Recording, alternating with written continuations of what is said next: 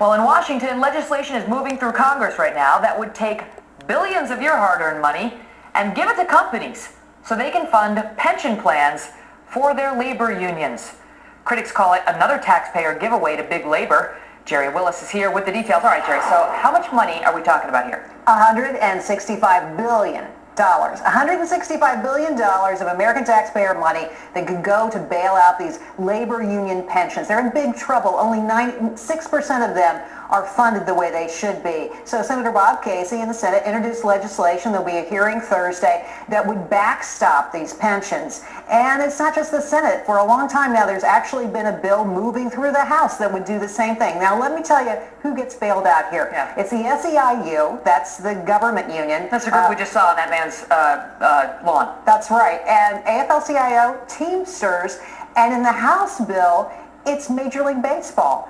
It's football players. These are pensions that are in horrible shape that need help. And now they're in bad shape because they invested poorly because of the stock market fall that a lot of people's pensions took a hit on. Well, exactly. We've seen it a lot. It happens often. Unfortunately, we have a lot of experience with it. But what typically happens when they get a bailout is you have to dial back what you get from your pension, right? You don't get as much money. The benefits aren't as good. Guess what? This would be an end run around that. So you're telling me that, people across this country who had no affiliation with labor unions for their whole lives, who have 401k plans and took a hit, when we saw the stock market crash, that they now with their taxpayer dollars are going to have to bail out the pensions of the union members?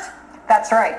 That's right. That's absolutely right. So even as you're trying to save for your 401k, you're worried you're not going to have enough money in retirement, you're going to have to help pay the bill for these union members. Who is behind this legislation? Well, let me tell you, we've got 9 Republicans, surprisingly, who are part of this. Aaron Schock, Peter Roskam, and Thad McCotter, who are, co-sponsors of this bill. Take a look at this crew. Look at all of them. These are the folks who would like to have you help bail out the unions. Well, are these folks who are in union-heavy states? Is that the explanation Some of them behind are, this? but I got to tell you, these are Republicans. There are public interest groups. They claim they're against bailouts.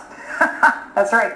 But there are public interest groups calling these people out saying, why are you doing this? This is ridiculous. American taxpayers don't want to pay for this. Is this expected to pass?